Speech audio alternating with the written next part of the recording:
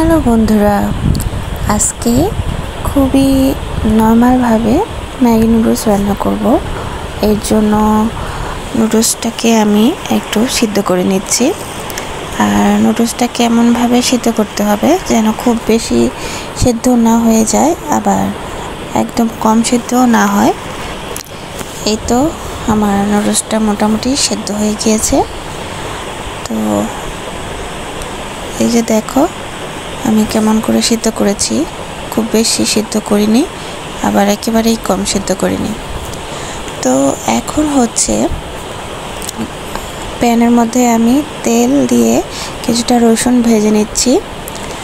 এরপর হচ্ছে বাঁধাকপি আর গাজর আর কাঁচামরিচ দিয়ে হালকা একটু ভেজে নিলাম।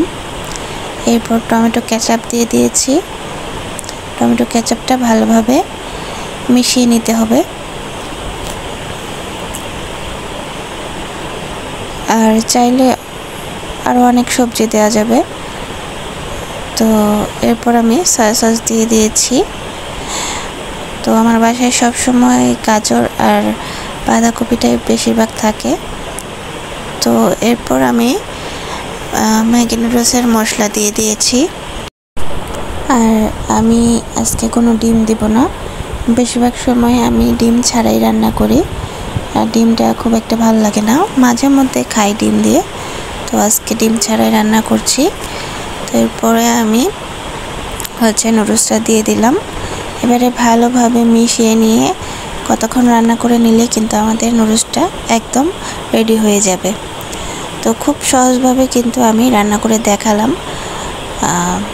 এবং এটা কিন্তু খুব অল্প সময়ের মধ্যেই রান্না করা যায়। আর সবজিগুলো কিন্তু আমি খুব বেশি কুক করিনি, জাস্ট 1 মিনিটের মতো নাড়াচাড়া করেই তারপর অন্যান্য জিনিসগুলো দিয়েছি। তো দেখো নুডলসটা একদম কিন্তু রেডি হয়ে গিয়েছে। তো তোমরাও বাসায় এইভাবে বানিয়ে খেয়ে দেখো, অবশ্যই ভালো লাগবে।